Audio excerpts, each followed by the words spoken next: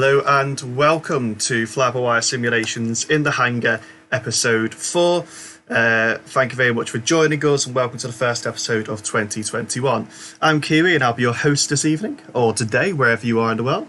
And I'm joined alongside Andreas, David, Iceman and Tyler, who are going to answer some of your questions that you've been sending us over the last few days on both social media and in our Discord. And also they're going to have a little discussion shortly about what they've been doing over the past few weeks or months. So without further ado, I'm going to pass over to Iceman, who's going to tell us a little bit about what's happened since November, which is the last In the Hangar episode that we run. Over to you, Ice.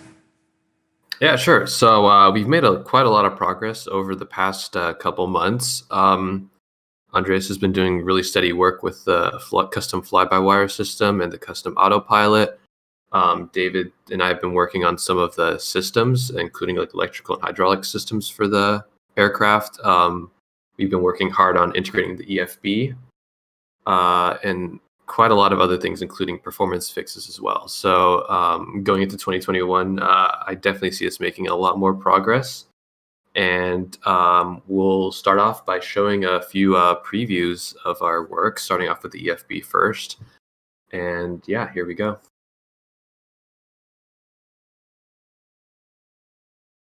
So right here, the video should start in a second.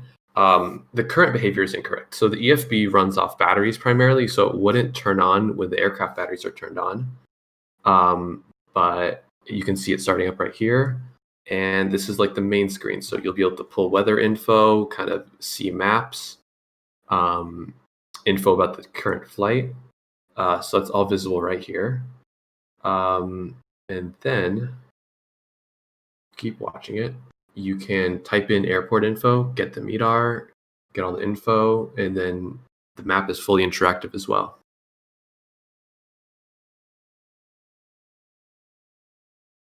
So the dispatch tab, you'll be able to see info about the aircraft, load sheet, which can be imported from SimBrief. In the future, you'll be able to set fuel, payload, cargo, all of that, which will be really useful.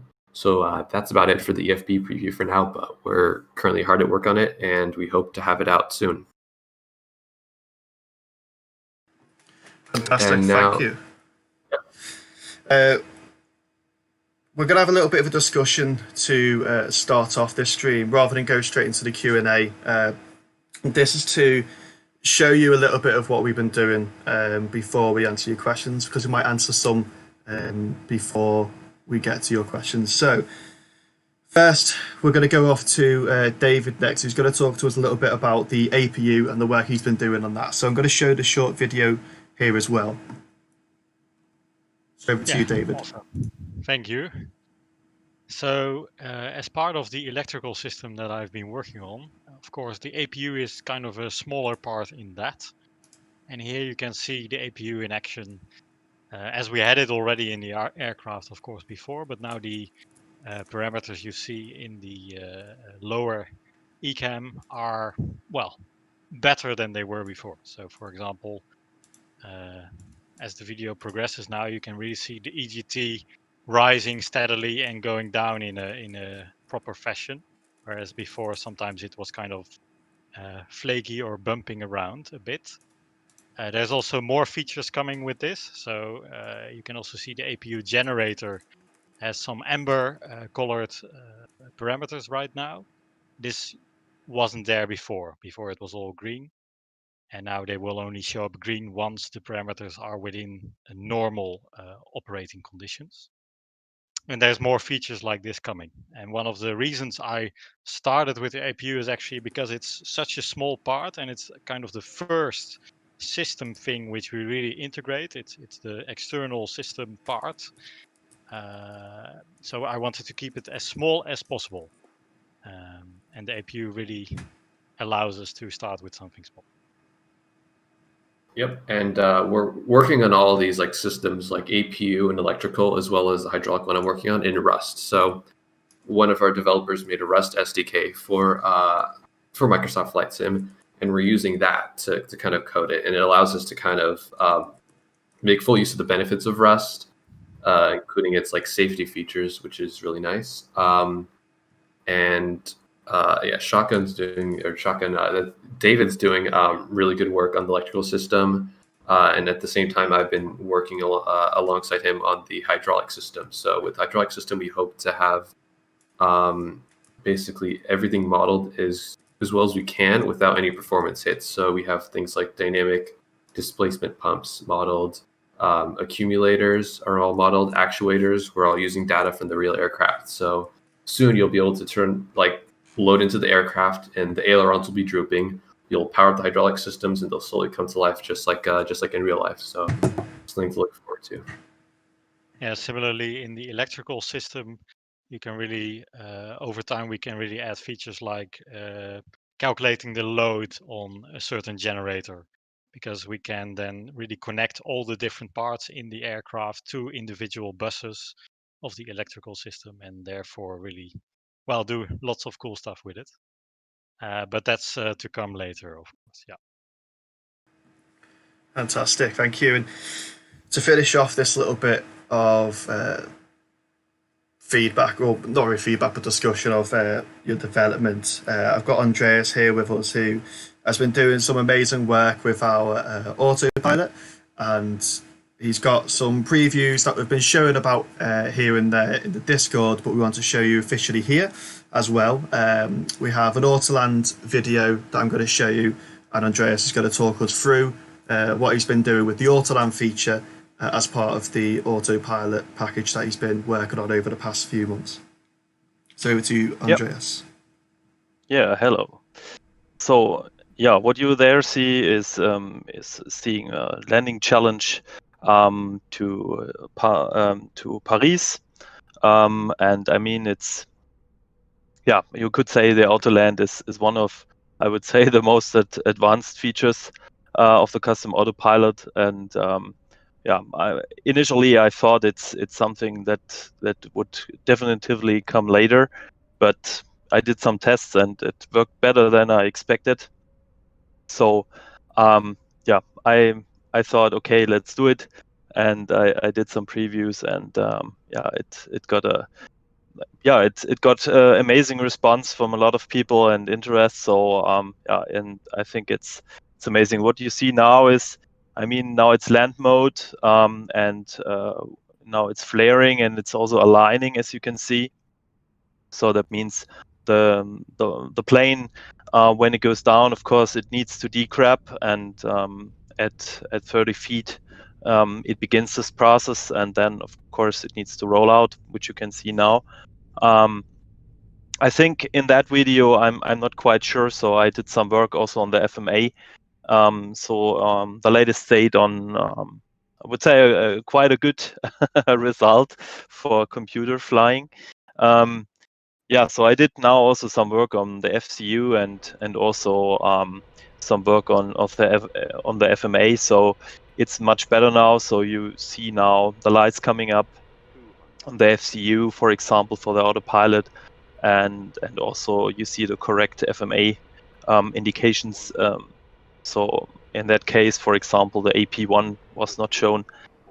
So a question that might come by some also is, of course, what is about dual autopilot? Yeah, this will come, but I think for the moment, for the beginning, I would say it's pretty sure just a display thing and not a full full implementation, because that would mean to just double the FMGC as a whole with different inputs and everything. So I would say we start with something that works for most people, and it's quite nice, and then I think a second round we can even make it more realistic in that term and add failures and whatever, but that's a longer process. Yeah, and for the other stuff, I would say yeah, I did pretty much work on the laws at the beginning. So that means I implemented all the laws that are needed. So horizontal path, speed Mach mode for the pitch, heading mode, of course, track, flare, as you see there, glide slope, localizer, whatever. And those are ready now. So of course, there's always something to tune honestly. So this work seems to never stop. But I think for the moment it's more important to get it ready in a sense that we can have an experimental branch. That's what we are hunting for. And for that, I'm working on all the state transitions that are there. So what happens if you pull that knob, or what happens if the plane doesn't get the performance for a certain law, then needs to revert and these things. So that's the work that is currently done on my side. And then also we need to integrate all the thrust. That's one of the things that's currently missing on the customer autopilot branch. So that's also one of the next steps we need to do. Yep, and I'm just going to add something onto there real quick, is that like the autopilot implements all of the base modes that you would find in that. And if you think about like managed heading mode or managed altitude mode, like LNAV and VNAV, that will be handled separately kind of in the FMGC code. So I know a lot of people have seen the amazing work that Working Title have done with their custom flight plan manager that basically fixes almost all of the major like lateral navigation issues present in the base sim. So like flying direct to an airport, or like skipping a star, or just your flight plan getting garbled. That's addressed by that. So we've been in contact with Working Title, working closely with them to integrate their flight plan manager into our aircraft. Obviously, there's still a lot of work to be done because we have to change code in the navigation display and the MCDU in order to kind of accurately reflect how that flight plan will be processed by the Airbus flight computers. So we hope to have that out soon, obviously in conjunction with the custom autopilot. As well, I am working on the VNAV system that a lot of people have been asking about. So top of descent, top of climb, descent profiles, all that. It's an incredibly complex system, though, and it has to take in flight model calculations, engine model calculations, and all of that into account. So that will we were held back because we didn't know too much about certain parts of the sim to begin with. But we've been getting into contact with the SOBO recently. They've been super helpful in helping us figure out certain things. So kudos to them. And hopefully we'll have something to show for VNAV as well soon, because I know everyone wants to see that. Fantastic, thank you very much. So hopefully that gives you a little bit of an insight of what the guys here have been working on. And obviously this is only a short and very few number of people that are working on various systems and elements to the aircraft that will be coming over the next few weeks and months. So you have a lot to look forward to. We're now going to move on to our Q&A area where we're going to answer some of the questions that you've been asking. And as Ice was speaking about Asobo and communicating with them just a second ago, I just want to go over and hop back onto that, and just for you to answer the question, so to speak, is are you working closely with Asobo at the moment? And if yes, can you tell us how is it going, and what feedback have we got from them so far? Yeah. So we've been in close contact with some of the developers. They've been, just put it shortly, they've been super helpful with whatever questions we have with them. Addressing it, we've been able to make some breakthroughs in the engine model. If you've seen the preview from Taz, they helped us out with figuring out some of the parameters that we didn't know too much about. And just, they've been super helpful with anything related to SDK, WebAssembly, all that kind of stuff. So it's definitely beneficial to us, and they're doing amazing work over there. Fantastic. Talking about third parties as well, there's a quote here. I'm going to read it out for everyone on the stream to hear. FS Labs have taken years to get to this point. They first announced the A320 line in June 2010. That's a case of honing their skills and a lot of trial and error to get to the point they're at now. Can Fly-by-Wire Mod get to that point? And their response was sure. Will it help that they have so many people working on it? Their response was questionable. And they also said that just having a big team doesn't mean they can get all the work done more quickly. It's about project management too. So Do you think, our question to you is, do you think you'll be able to get to a study level aircraft within the same time frame? And what do you say to those that are convinced that freeware will never be as good? Yeah, so it's a lot to unpack there. Obviously, FS Labs have an amazing product. They've worked hard for 6 years on it, and it definitely shows. Or over 6 years on it, and it definitely shows. And about project management and having so many people work on this project, the FlyByWire A320. There's a lot of challenges in this sense because we're not a company. Like our developers aren't paid. We can't like tell them what to work on. It's open source, so people will choose to work on what interests them.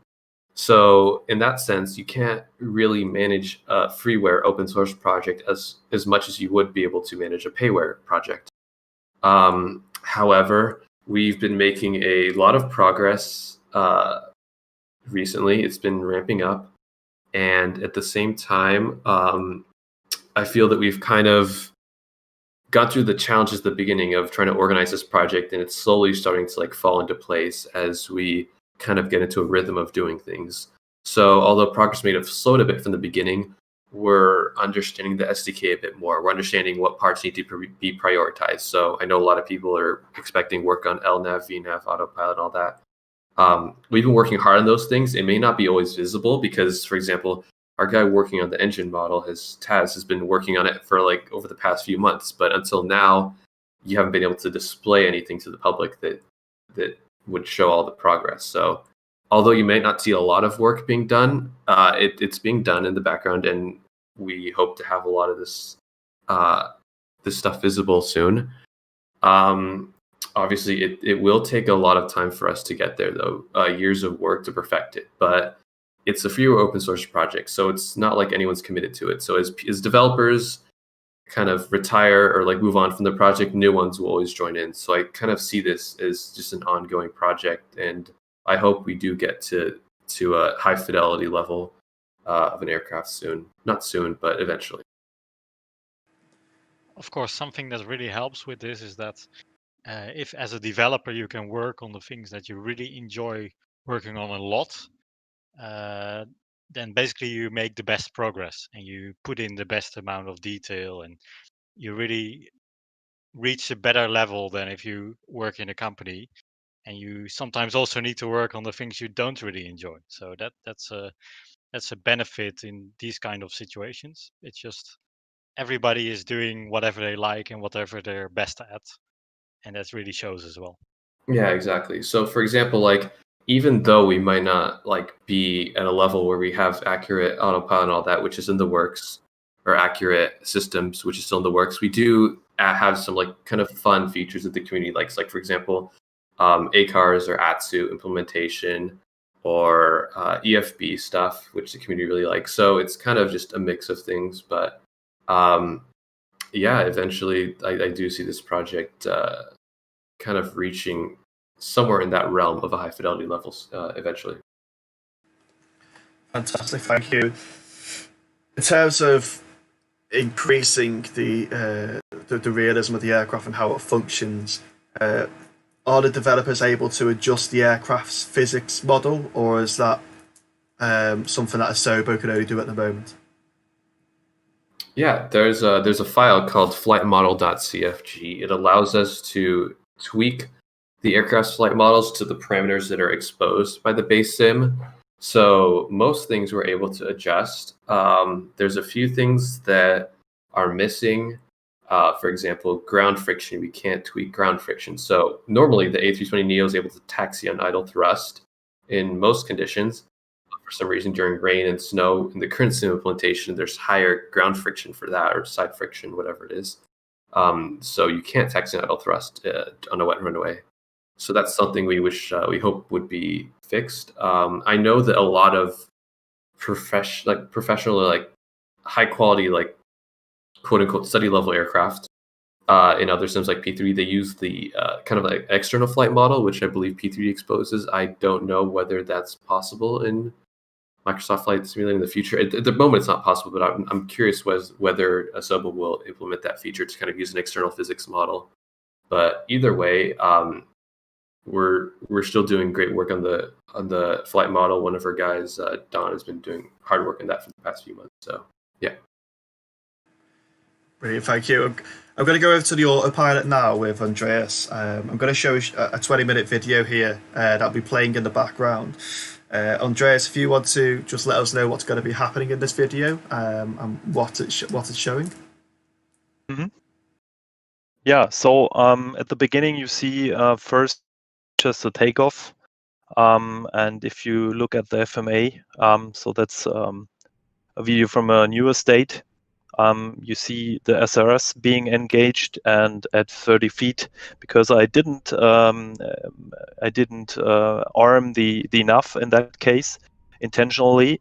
You will see that at 30 feet the runway track mode will engage, and I will change later on that to heading. Will turn the plane, and then also I will engage the nav mode. So that's the beginning, and you will also see, okay, so I will kick in the autopilot very, very early. So it should be on very soon now. Yeah, now it's on. So that you also see that it just follows nicely the SRS. And yeah, that's the beginning. There's also runway mode available, but of course you need to tune in the localizer. Of course, this normally goes automatically, so it's nothing you have to do manually, as far as I know. But that's coming on a later stage. But the law itself is already there, prepared. Although we have to also integrate then the jaw flight director. So as you see, that's one of the challenges with all these systems. It's touching so many parts of the plane that you have to really implement a lot of stuff in different areas, and that makes it a little bit challenging, and that's why it takes just time. So now I just engaged the nav mode, and now you will see the plane flying towards the green line, and and capturing it. In parallel, you see also the plane is accelerating. So that means it also balances between climb performance and speed and an increase of speed. So it takes into account the energy flight path. So it's called the potential flight path.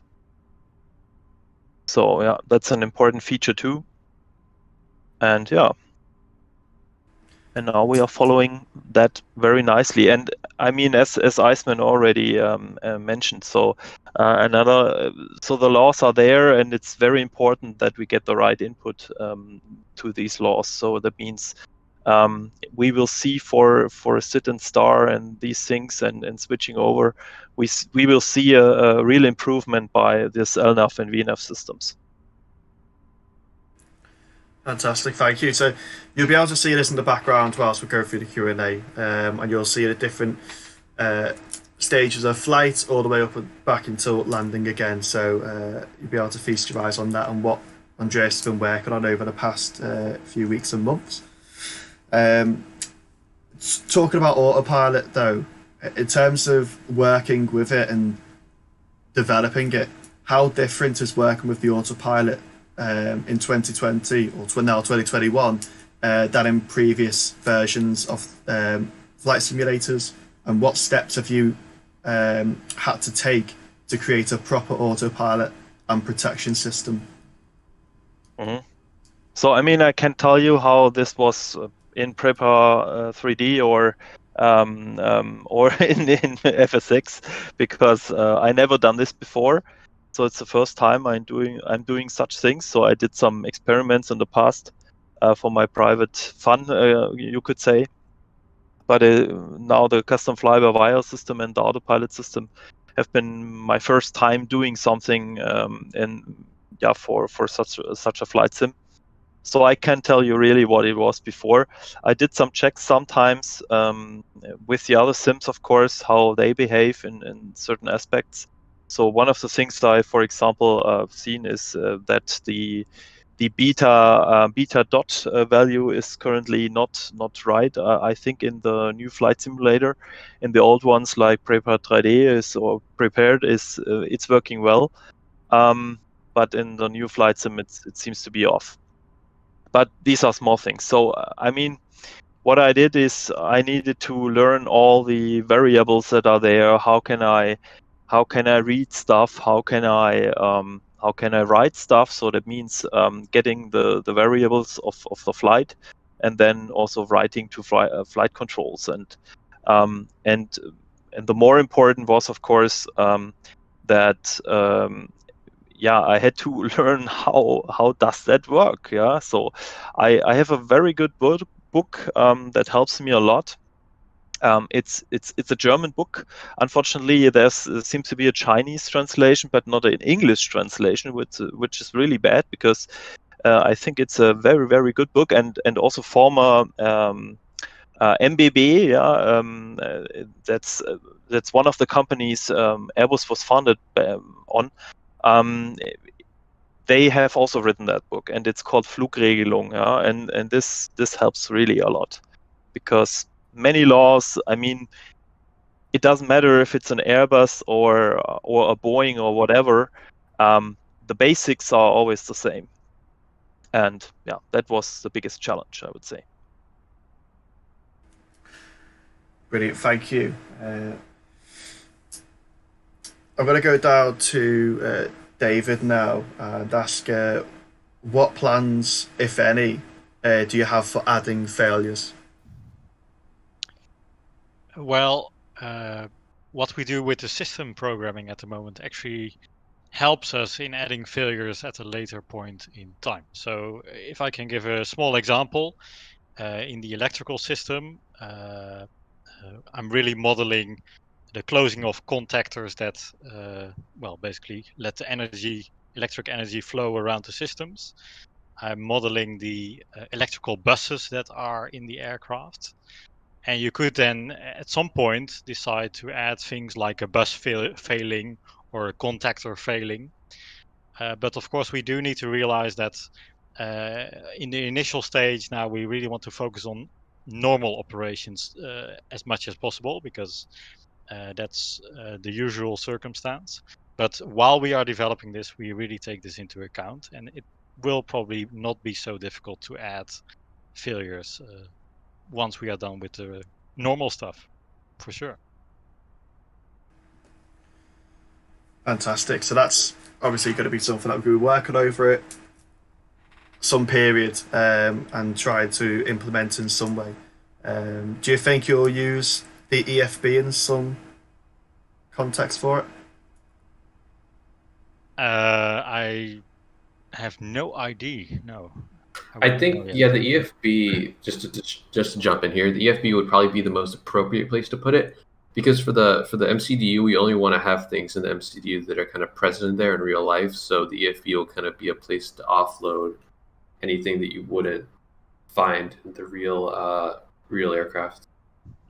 Yeah, and it would of course be nice if you could configure not only that a failure will happen in the coming hour, but that you could even go towards a realistic failure mode, where we take original data on failures that happen and how frequently certain failures happen, and that you could then at some point say, okay, I want this realistic failure mode to be there, and then it will fail an engine once every 20,000 flight hours, or a certain bus will fail once every 50,000 hours.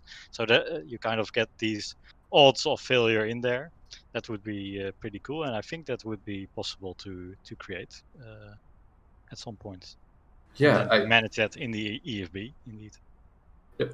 I think another cool idea to kind of tie in with that would be if we could have like the aircraft state be saved in a sense, so that engine wear is modeled over time, or engine oil usage, hydraulic fluid leaks are modeled over time, because we can do that with the JavaScript like local storage API, kind of save info from flight to flight. So for example, in the hydraulic system, we have values for like the reservoir fluid level, all that. So you can implement like fluid leakage over time. You can change the type of hydraulic fluid, since the calculations of using the hydraulic system take the properties of the fluid into account. So I think there's like a lot of room for like that kind of thing in the future. Failures based on like your random settings or specific settings, and then failures based on just like the aircraft's performance over time, which I think people would enjoy. Fantastic, thank you. Tyler, we'll move on to you. What does it take on your part, and what does it take on Asobo's part to be able to implement the EFB? So the main thing is we had to actually get the EFB model into the cockpit, and that was the main thing that was keeping us from doing this for a long time. But I had figured out a way to combine two models together. So I had the cockpit model and EFB model, and I was able to combine them into one model, and that's how we got the EFB in the cockpit. So yeah, we don't need anything from Asobo in order to do that. That's fantastic. Will the EFB be able to be on both sides of the cockpit? Is there any plans for that at all, or will it be fixed on the captain's side? Right now we have it on the captain's side only, but I think eventually we do want to have it on both sides, although I think it's going to be two mirrored screens, so they won't be separate, but they will be on both sides. It'll show the same image on both sides, probably. Brilliant. And are you basing the EFP software on anything that that's being used in real life, or is it completely made up to fit our aircraft? Yeah, it's completely original to fit our needs. Brilliant. So that means therefore we can add whatever we like to the EFB to function. Brilliant. Thank you very much for that. In terms of, as you mentioned about having the EFB on both sides and it being mirrored, so it won't be separate, I'll go over to ICE now and ask about performance. Obviously, part of that will be to not affect the performance of the aircraft, simply because it'll be running too much in the background. When are our users going to expect better performance, and what work is being done behind the scenes to increase the performance of this aircraft? Yeah. So actually, just I think yesterday we merged in a PR by one of our developers who kind of reworked the kind of sequencing of screen updates, things like that. So depending on your hardware, you could see just anywhere from no more stutters in the plane up to maybe an extra 10 to 15 FPS. So if you want to try that out, go ahead and download the latest development version. You could use that using our new installer and give it a shot and let us know what you think. Otherwise, for performance, the main thing that takes up performance is just the JavaScript-based displays, the PFD, navigation display, the ECAMs. How we're working to fix that. So the two factors that kind of take a big performance hit are drawing things to the display and polling SimVars, which is basically how the display code gets information from the base sim. So what we're trying to do is, I know one of our developers, Luke, has kind of reworked the PFD to kind of draw it a different way and base it around React. So it's not making unnecessary draw calls. It's not making unnecessary data calls. So that should be in soon. We're doing the same kind of React-based rework on the upper and lower ECAMs, and hopefully later down the line, the navigation display. So yeah, we have a decent amount of performance improvements being worked on in the background that we hope to have out to you soon, but there's already one that's just been published to the developer branch. That's brilliant. Thank you very much. Andreas, does this mod have it so the flight control computers make sure the aircraft doesn't stall, overspeed, spin or overbank, like they do in real life, or is that not yet implemented? Yeah, part is not implemented, so I mean it's planned, of course. But I switched my work to the custom autopilot instead of working on these laws, because in the usual flight you don't have that kind of issues normally. So I think for normal flight it's already very good. So we have the overbanking that's implemented, of course. What is not implemented yet is the overspeed protection and also the alpha law, that means stall protection. So these two are not implemented. The rest, I think, it's pretty complete. So what is, of course, then also later on missing is all the functions for alternate law and direct law, but that's coming at a later stage. So because it's really a lot of more work to switch all these things. So I think for the moment we should get so that the most people can use it, the most people can have fun, and then we can increase the level of detail, I would say. But in general, it's the way. So I based all the laws. It's based on the informations I found. How Airbus has done those laws. Also in Flugregelung, there's a good chapter about it, and also talking to many pilots about details how it works. So we try to make the flying experience together with a flight model. We do it as good as we can. Fantastic, thank you. And you mentioned about small details as well. I'll go over to Tyler now to ask, do you have any plans, or are there any plans to make the cockpit windows operable? Yes, we do want to do that at some point, but right now we're just waiting for the exporter to be finished so that can be possible. Because it's a little bit more complex than just adding something like an EFB. Brilliant. So do we have a status on the exporter at all? It's being worked on. I think it's getting pretty close. Brilliant. There are some pictures that can be seen in Discord as well, in the exporter channel, where people will be able to see the progress that's being made on it, and make a decision by themselves, really, whereabouts it is at and how far off we are. This question, go on, Ice. Oh, let me just jump in real quick. Yeah, so the Blender importer exporter, once that's done, so people will be able to make aircraft models completely in Blender. You won't be able to have to pay for like an expensive 3ds Max license to do that, which is useful. And then people will be able to also edit the models of other planes as well. So the 747 and the CJ4 folks will be able to make full benefit of that as well. So something to definitely look forward to. But I know our dev work on that has put in a lot of hard work on that too. Brilliant. In terms of the exporter, I'm guessing this should be a fairly easy question for you to answer. What's the status of the cabin at the moment? What have you got planned, and what are you restricted by at the moment to implement anything? Yeah, so we could technically put in the cabin already based on the kind of scripts that Tyler wrote for merging models together. But there's going to be some clashes because the galley's already modeled and there's those boxes around the couple window views.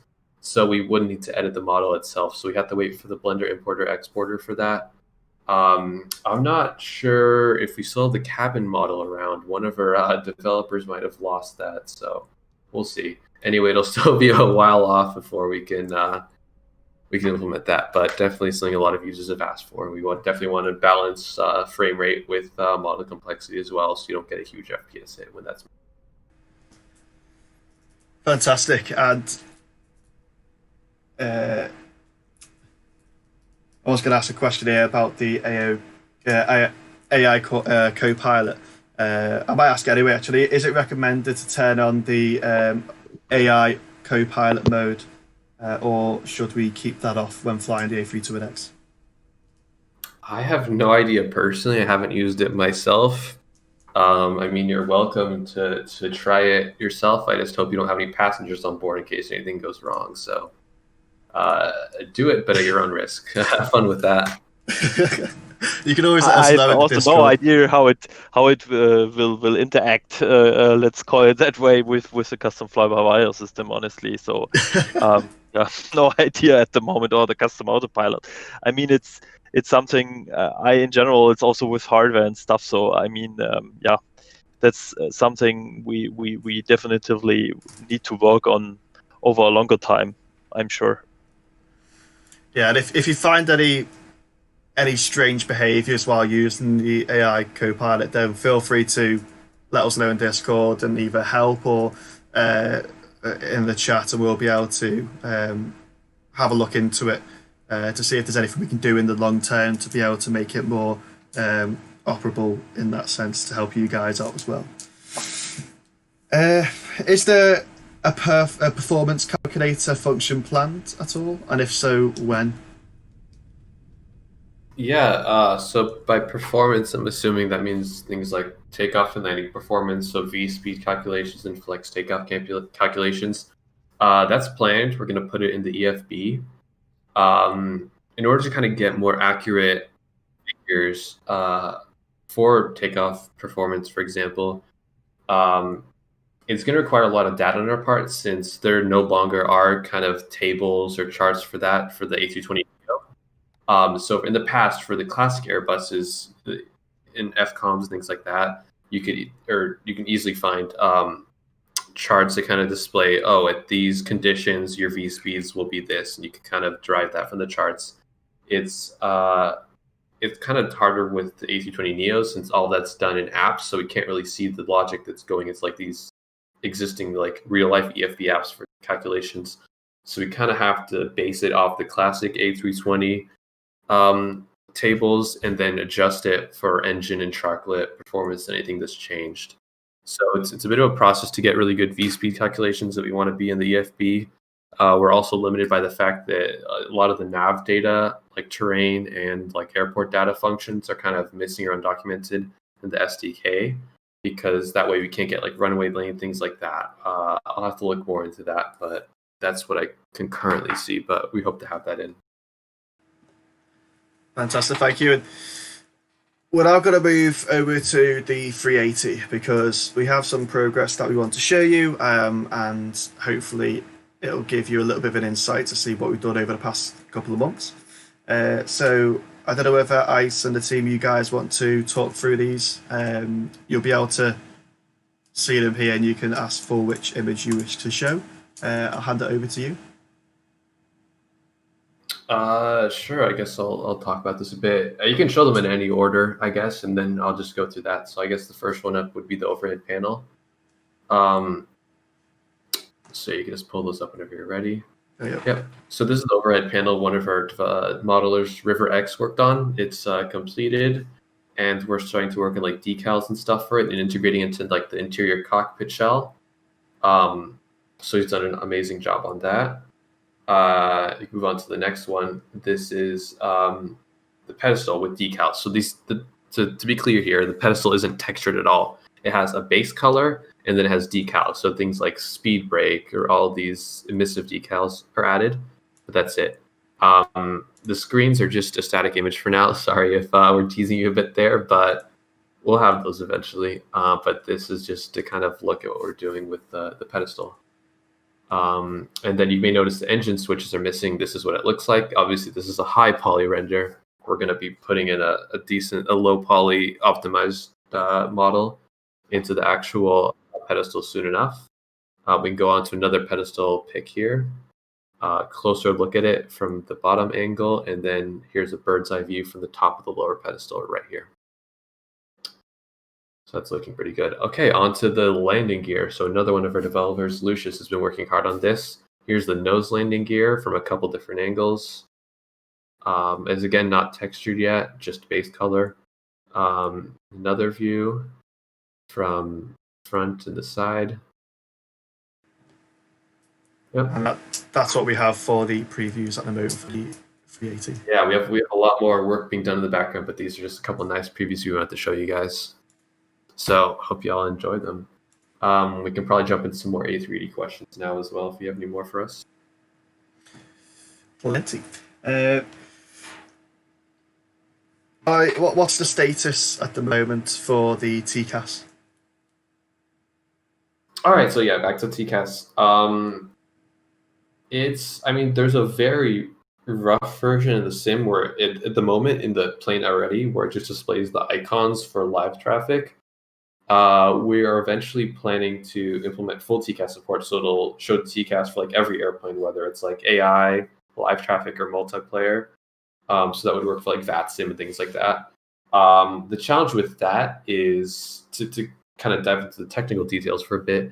Is you need to use like the SimConnect API in order to grab info on all those aircraft, and there's no efficient way of transmitting data back and forth between the SimConnect WebAssembly gauges and the JavaScript displays. There's no support for like strings or large data structures. It's only basically integers and floats. So the challenge there is just finding an efficient way of encoding it so it doesn't take a performance hit. And then once we can get that done, then we can probably have a good DECAS system in with all of the different modes and oral warnings. Fantastic, thank you. And we'll move over to the 380 questions because obviously you've seen some of the modelling now that has been going on over the past few weeks, months. But obviously we know that you guys have some questions about how systems will be different and how they're going to be implemented in our own standalone aircraft that we're producing. So I'm going to start off back with Iceman again. In terms of how we're going to release the A380, what's the plan so far? Oh yeah, so the plan with the A380 is to eventually kind of release it in a state that the default A320 Neo was released, where we'll have the basic kind of like features. We'll have the primary flight display, the navigation display, and probably like the upper ECAM done, with some basic features in the FMC as well. And then from there, we can kind of, once that's like open source, we can kind of work on that and shift our priorities from the A320 to the A380. Because by the time we reach that point, I foresee the A320 being in a stable state. So that's definitely something we have planned. Continue working on that. The good thing about like Airbus aircraft, I think I mentioned this in the past, is that there's a lot of commonality between them. So a lot of the primary flight display and navigation display will be quite similar between the A320 and A380. So we can kind of, not to put it roughly, kind of like port our code over and then kind of make the tweaks to adjust it for the A380.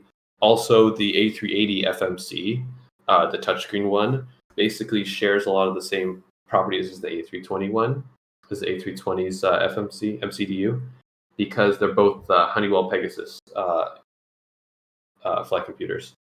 So we just kind of have to reskin that and obviously make all of the performance, VNAV, LNAV, flight computer calculations accurate to the A380.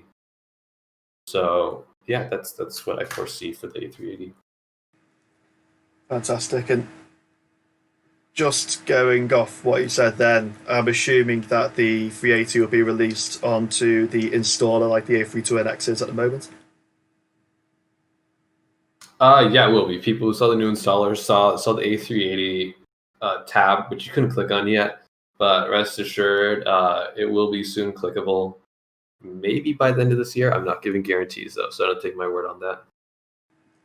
That's fine. Thank you for that.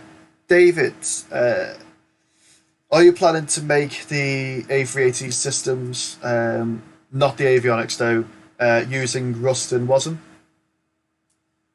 Yeah, as far as we can see right now, we definitely will do that. Of course, there's a lot of commonality also in that regard, not just with Airbus aircraft, but in general with aircraft, in the sense that a hydraulic reservoir and a hydraulic accumulator kind of works the same in all kinds of aircraft. So what we will basically do at some point is we'll take all these common components and we will just recompose them in a slightly different way to fit in the A380. So instead of having 3 reservoirs or 2 generators, we'll have 4 generators, you know. So that will help us a lot.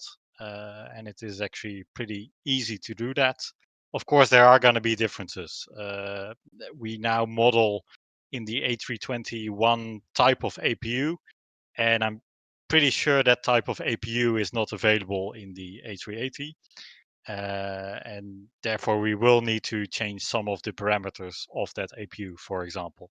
But overall, there's a lot of common system stuff there, which we will definitely reuse.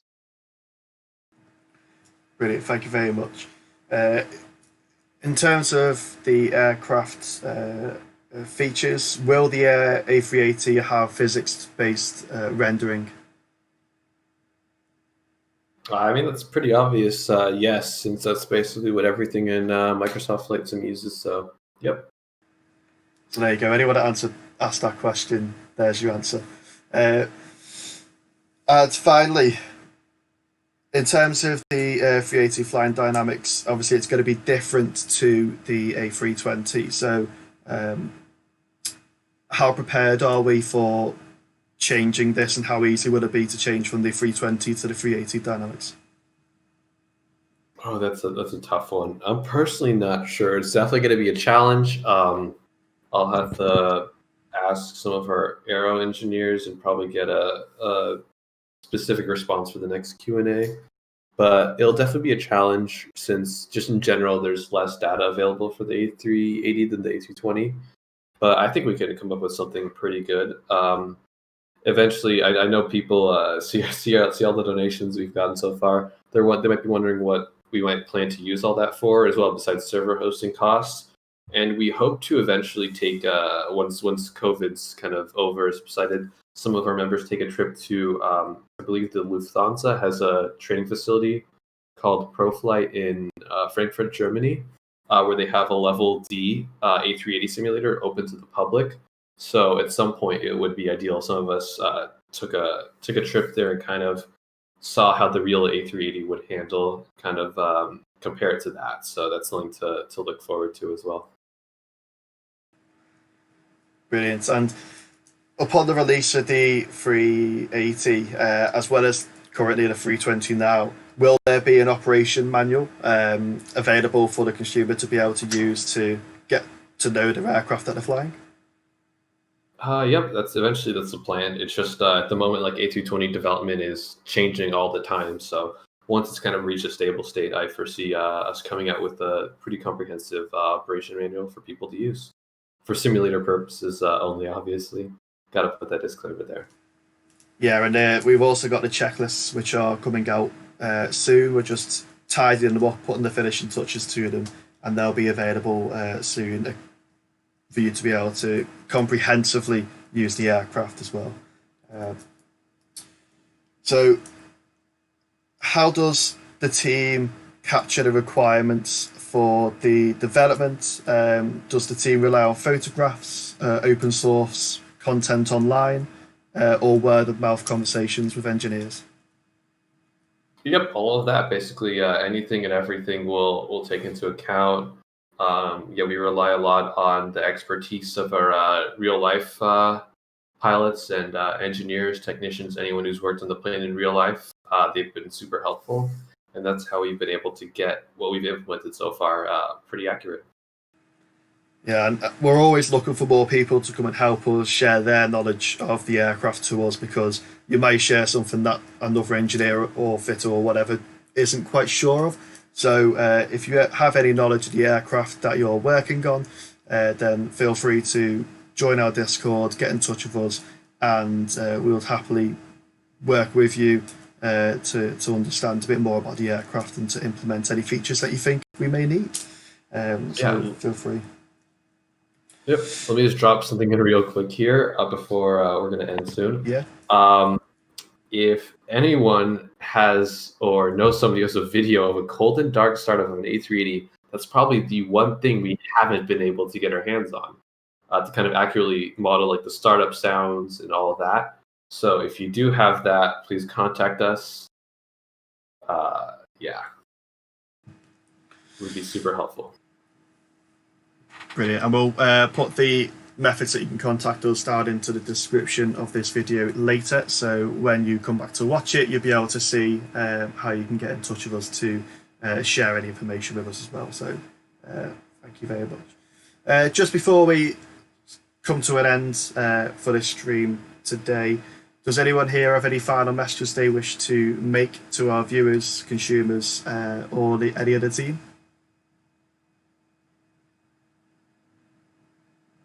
I guess nothing really new from me. Just thanks to the community for all their support and for being patient with us, since a lot of the things we're doing now take a lot of development time. We hope you'll see the fruits of our labor soon enough, but can't thank you guys enough. Brilliant. Thank you very much. Thank you very much to everyone that's joining us today. It's really appreciated, and hopefully you've learned something new. We've answered a lot of questions today that you've sent in to us. So thank you once again. If you do have any more questions after this stream, feel free to let us know in Discord, and we'll happily get back to you. And you can always come back here for the future reference of anything that we've said. So once again, thank you very much, Andreas, David, Ike's, and Tyler, for joining us. And thank you to you at home watching us live. And we'll see you next month on our next Q&A with our next set of developers to share with you possibly more progress with the autopilot and various systems such as the EFB, and maybe you'll see them in Sim soon. So thank you very much. Have a good day, and we'll see you soon.